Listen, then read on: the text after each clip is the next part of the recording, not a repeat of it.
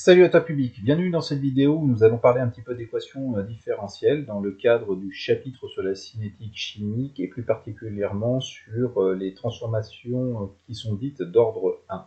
Alors petit rappel ici de la vitesse volumique de transformation. La vitesse volumique de transformation, c'est la dérivée temporelle de la concentration en produit par rapport au temps. La vitesse volumique de transformation, c'est également moins la dérivée temporelle de la concentration des réactifs par rapport au temps. Ça, c'est assez logique. Ceci moins parce que la concentration des réactifs diminue et que cette pente ici de la tangente est négative, mais ça j'ai déjà pu le détailler dans une vidéo précédente. Si jamais tu ne l'as pas vue, elle est dans la même playlist ou tu vas la trouver dans les commentaires qui sont situés juste en bas à gauche. Voilà. Donc je passe assez rapidement là-dessus parce que je l'ai détaillé dans une autre vidéo. Petit rappel sur la définition d'une réaction qui est d'ordre 1 par rapport à un réactif, par rapport au réactif A par exemple. Et lorsque le réactif B est en large excès, dans ce cas-là, la vitesse volumique de disparition des réactifs, c'est par exemple ici, qui est exprimée ici, moins la dérivée temporelle de la concentration en A, elle doit être proportionnelle à cette concentration en réactif qui va évoluer au cours du temps. Donc c'est cette relation de proportionnalité qui nous permet déjà d'établir l'équation différentielle.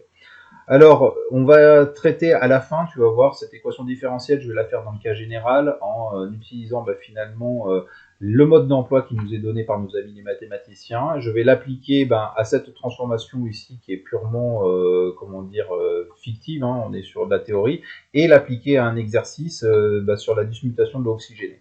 Dans la précédente vidéo, on a vu que l'oxygéné pouvait se dismuter parce que le peroxyde d'hydrogène appartenait à la fois en tant qu'oxydant à un couple et à la fois en tant que réducteur à un autre couple, et que la vitesse volumique de transformation chimique, ici, dans le cadre de la dismutation de l'oxygéné, c'est une réaction qui est dite d'ordre 1. Donc la dérivée, la dérivée temporelle de la concentration en H2O2, donc cette concentration en peroxyde d'hydrogène qui va diminuer au fur et à mesure du temps, elle est égale à une constante K fois cette même concentration en peroxyde d'hydrogène. Donc il y a bien proportionnalité entre la vitesse ici volumique de transformation et cette concentration en espèces chimiques, en réactifs A qui, je te le rappelle, est le réactif limitant, puisque le réactif B, c'est la condition pour qu'on soit dans ce type de transformation, est en large excès. Alors on y va. On va étudier dans un premier temps les solutions d'une équation différentielle. Alors c'est quoi une équation différentielle? Si tu l'as pas déjà vu, c'est une fonction, qu'on va appeler y de t. Cette fonction la dérive temporellement. Alors ça c'est la notation purement physique. Quand on met un petit prime ou quand on met un petit point au-dessus, ça veut dire que c'est une dérivée temporelle. Donc cette fonction y de t dérivée, donc c'est y' de t, plus 1 sur tau, ça va être une constante fois cette fonction, est égale à une autre constante b. Alors pour pouvoir résoudre cette équation, ça veut dire quoi résoudre cette équation? Ça veut ni plus ni moins dire que je veux trouver y de t.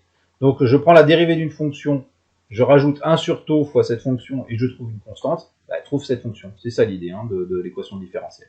Donc là, il va falloir, pour déterminer cette équation y de t, faire la somme de deux solutions.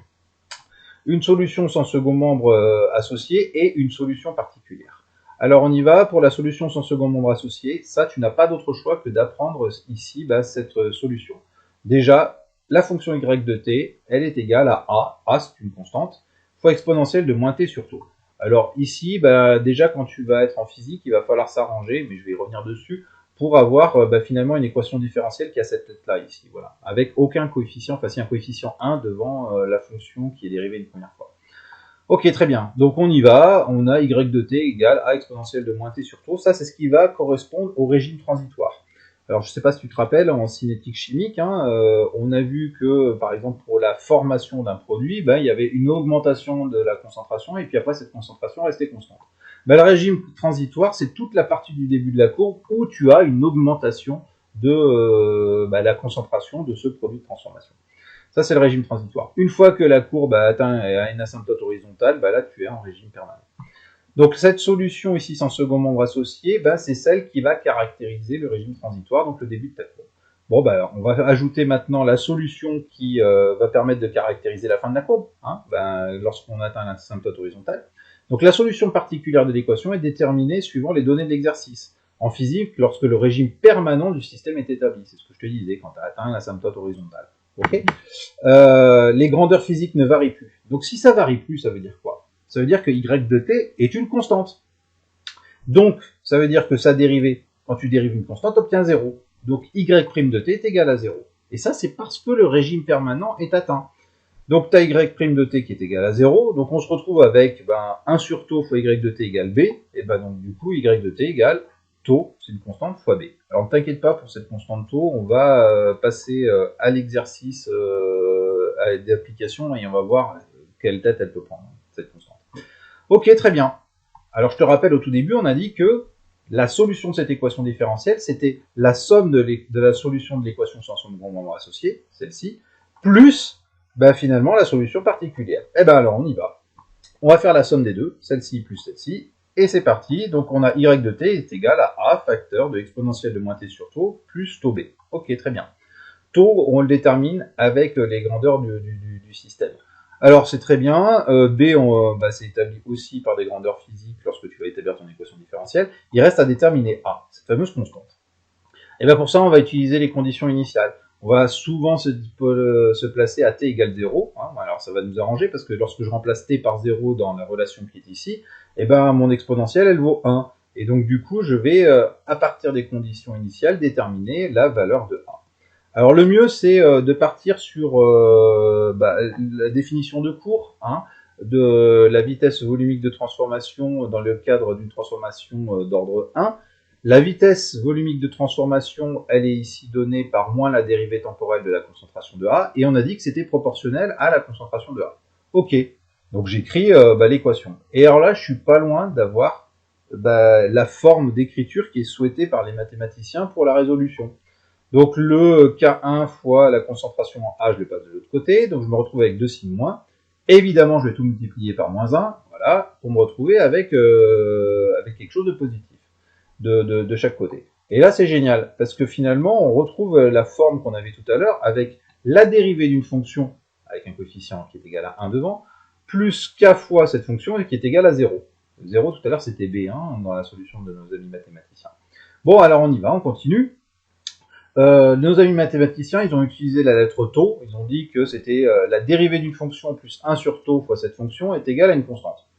Ça veut dire que ici, tau est égal à, K1 est égal à 1 sur tau. Donc du coup, tau est égal à 1 sur K1. Et là, finalement, il n'y en a plus qu'à dérouler notre résolution de l'équation différentielle. Alors bien sagement, j'ai réécrit l'équation sans second membre associé. On me dit que c'est...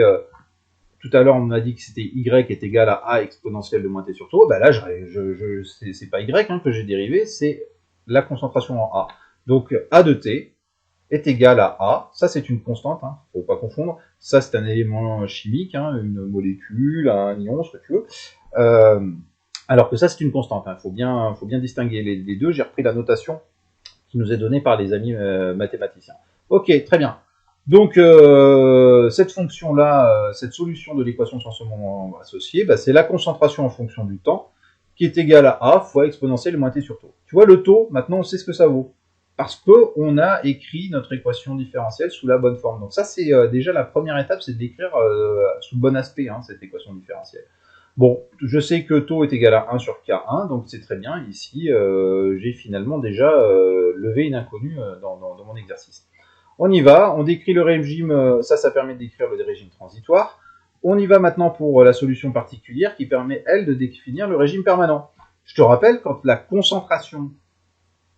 transformation sera terminée, la concentration en A, elle sera constante. Donc la dérivée de cette concentration lorsque le temps va tendre vers l'infini, elle va être nulle. Ok, très bien.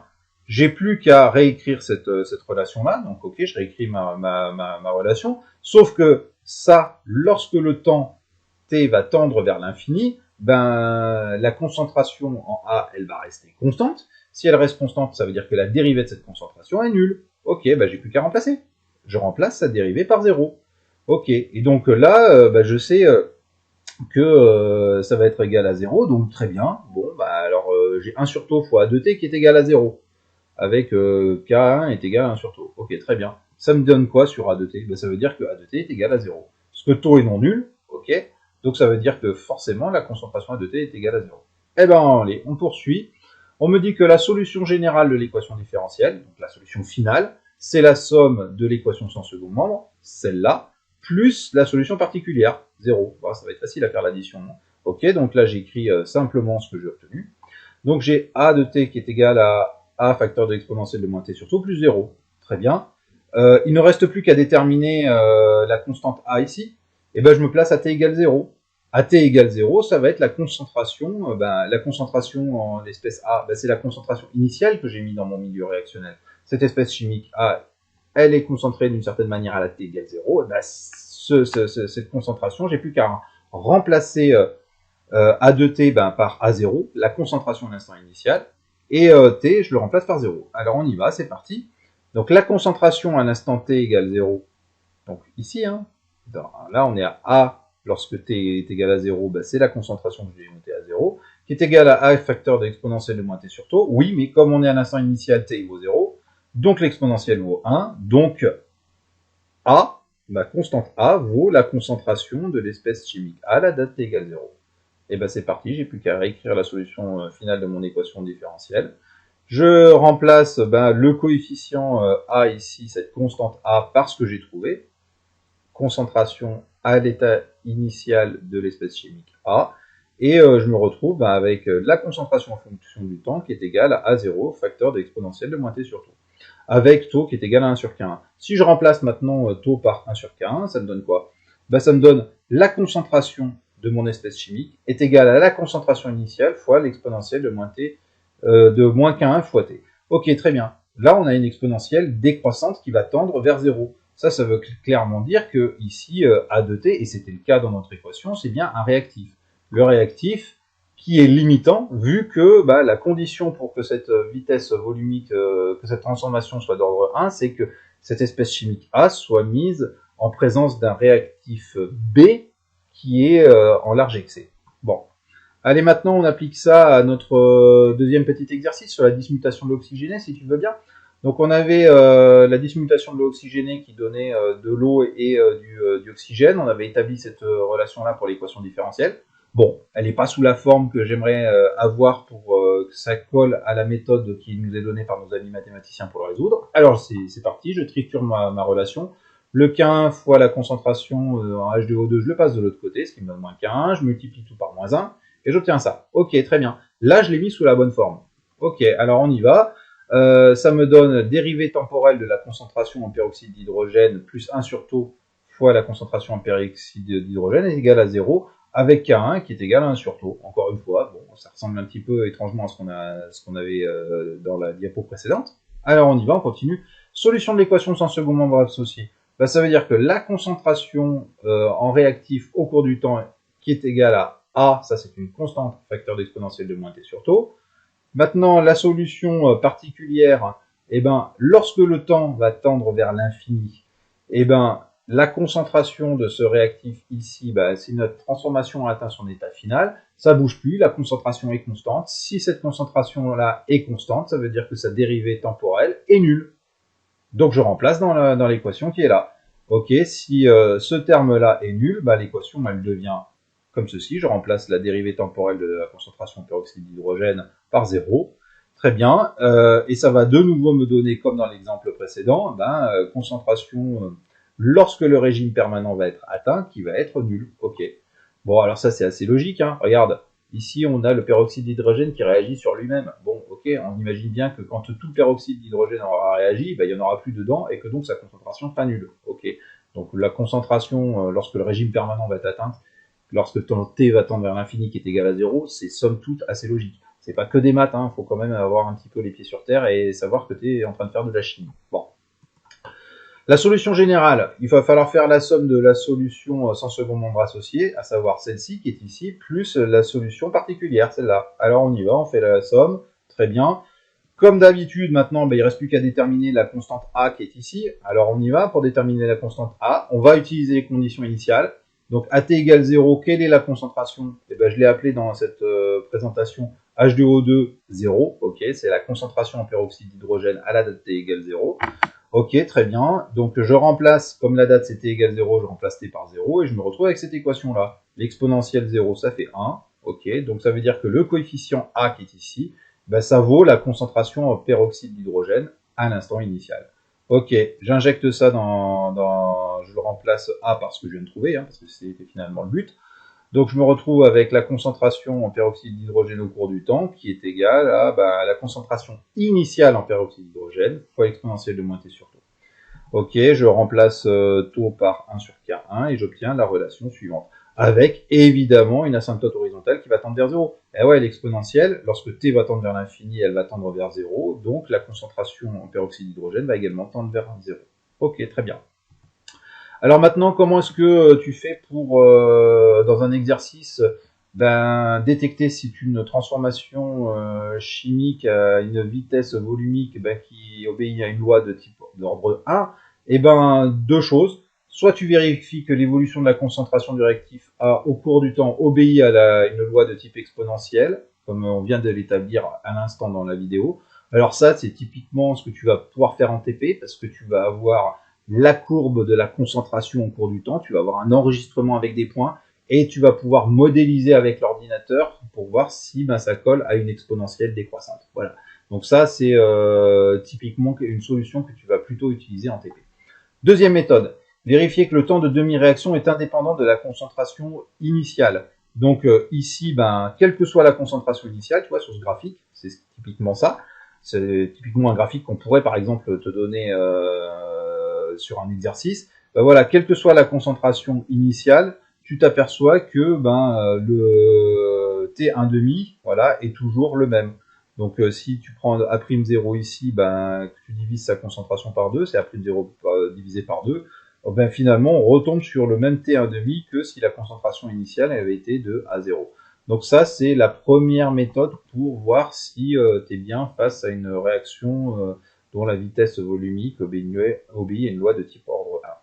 Ok, méthode 3, vérifie que les vitesses volumiques de disparition des réactifs ou d'apparition des produits sont proportionnelles à la concentration de l'espèce au cours du temps. Bon, ça c'est vérifier que on est bien sur, ça revient à vérifier ça d'ailleurs, qu'on est bien sur une type de loi d'exponentielle décroissante et que ça vérifie bien finalement la définition même d'une vitesse volumique d'ordre 1. Après, deuxième autre méthode, sur une autre méthode graphique, tu regardes la concentration, si au bout de T1,5 elle a été divisée par 2, s'il y a 2 T1,5, la concentration initiale a été divisée par 4, et s'il y a 3 T1,5 elle a été divisée par 8, c'est également que tu es sur une vitesse volumique, une transformation chimique d'ordre 1. Voilà.